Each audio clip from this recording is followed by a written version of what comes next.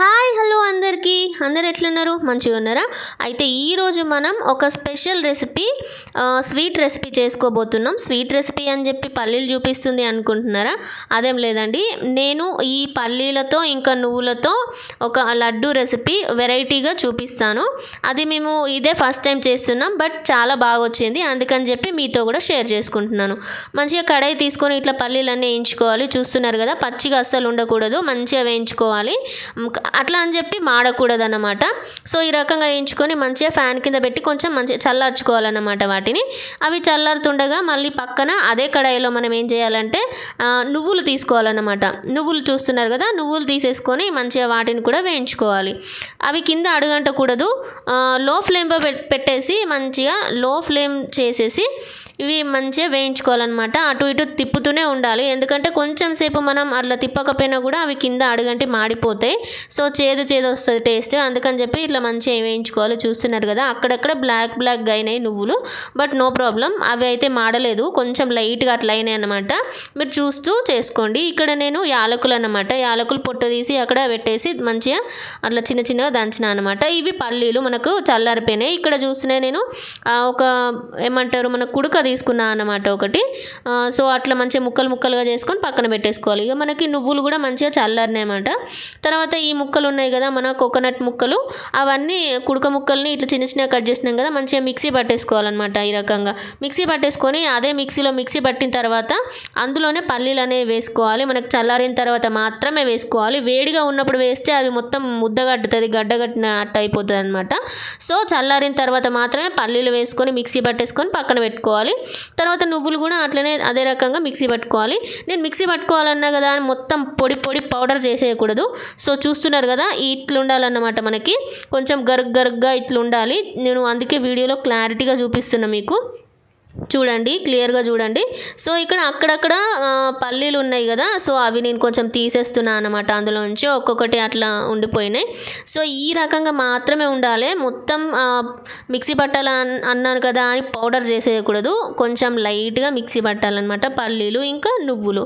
Same as it is ఆ పల్లీలు powder ఇంకా ఈ నువ్వుల పౌడర్ మొత్తం మిక్స్ చేసి పక్కన పెట్టేసుకోవాలి. తర్వాత అదే కడాయిలోకి మంచిగా బెల్లం తీసుకోవాలి. బెల్లం నేను ఎంత తీసుకున్నా అంటే ఒక 750 గ్రామ్స్ అట్లా తీసుకున్నాను అన్నమాట. ఇంకా మీకు ఒకవేళ ఎక్కువ తీయగా అనిపిస్తే మీరు కొంచెం తక్కువ చేసుకోండి, లేదా ఇంకా కావాలనుకుంటే ఎక్కువైనా వేసుకోవచ్చు.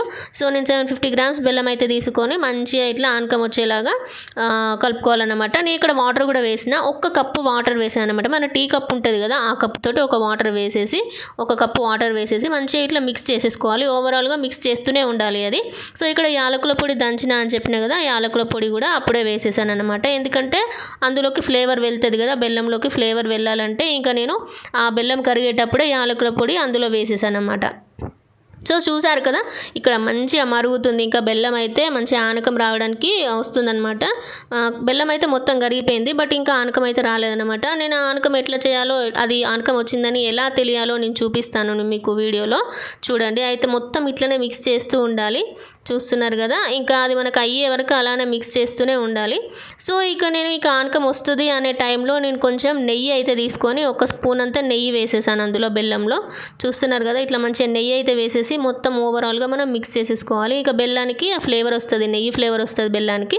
సో ఇట్లా మనం టెస్ట్ చేసుకోవాలన్నమాట, ఆనకం వచ్చిందా లేదా అని ఈ రకంగా టెస్ట్ చేసుకోవాలి. సో ఒక ప్లేట్ తీసుకొని అందులో కొంచెం వాటర్ వేసేసుకొని ఇక ఆ బెల్లం పానకాన్ని అందులో వేసేసి చూడాలన్నమాట. ఇట్లా కొంచెం బంకలాగా అనిపించింది అనుకో, ఇది లాత పానకం అంటారు. ఒకవేళ గట్టిగా ఇట్లా వచ్చేసింది అనుకో, మనకు ముద్దలాగా అయిందనుకో, అది ముదురు పానకం. సో ఇట్లా లైట్గా ఉన్నప్పుడు, బంకగా లైట్గా ఉన్నప్పుడే ఇంకా ఇది లేత పానకం అంటారు. సో అందులో మనం వేసేసేయాలన్నమాట. ఇది సరిపోతుంది పానకం అనేది మనకు వచ్చింది. ఇక అందుకనే ఇందాక మనం ప్రిపేర్ చేసుకున్నాం కదా నువ్వులది ఇంకా పల్లీలది, ఇట్లా మిక్సీ పట్టేసుకొని పెట్టుకున్నాం కదా, ఇదంతా ఇందులోకి వేసేసి మొత్తం బెల్లం వాటికి పట్టేలాగా మొత్తం మిక్స్ చేసేసుకోవాలి. చూస్తున్నారు కదా, ఇట్లా వీడియోలో చూపిస్తున్న విధంగా మొత్తం మిక్స్ చేయాలన్నమాట. సో ఇది ఎట్లా అంటే అది కొంచెం లైట్గా చల్లారేదాకా మిక్స్ చేస్తూనే ఉండాలి, ఎందుకంటే చేతితో పట్టుకున్నామంటే మనకు కాలుతుంది అనమాట. సో అంత వేడిగా ఉంటుంది అది.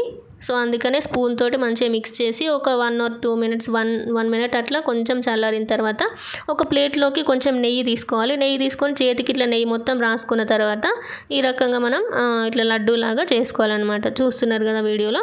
సో ఇట్లా మంచిగా మనకి లడ్డూలాగా ప్రిపేర్ అయిపోతుంది. మనం ఇట్లా ప్రెస్ చేసిన కొద్దీ మనకు లడ్డూలాగా ప్రిపేర్ అయిపోతుంది అనమాట. ఒకవేళ మీకు లడ్డు వద్దు అనుకుంటే చిక్కీలాగా కూడా ప్రిపేర్ చేసుకోవచ్చు. సో నేనైతే లడ్డూలాగా ప్రిపేర్ చేస్తున్నా. ఇప్పుడు మనం చేసేటప్పుడు కొంచెం మెత్తగా అనిపిస్తాయి. సో ఒక ప్లేట్లో పెట్టి మంచిగా ఇట్లా కొంచెం ఆరినాయి అంటే అవి కొంచెం మనకి గట్టిగా అయిపోతాయి, లడ్డూలాగా అయిపోతాయి. మనం రోజుకొకటి తిన్నా కూడా మనకు హెల్త్కి చాలా మంచిది అన్నమాట. సో చూస్తున్నారు కదా, ఈ రకంగా చేసుకోండి. మీకు నచ్చినట్టయితే ఇట్లా ట్రై చేయండి ఒకసారి. చాలా బాగుంటుంది టేస్ట్ అండ్ హెల్త్కి కూడా చాలా మంచిది. సో నేను ఇలా ట్రై చేశాను. మీకు ఇంకా నువ్వుల లడ్డూలు కూడా కావాలంటే మన ఛానల్లో ఉన్నాయి, చూడండి అండ్ చూసి చెక్అవుట్ చేయండి. మీకు నచ్చినట్టయితే లైక్ చేయండి, షేర్ చేయండి అండ్ సబ్స్క్రైబ్ చేయండి. Thank you for watching.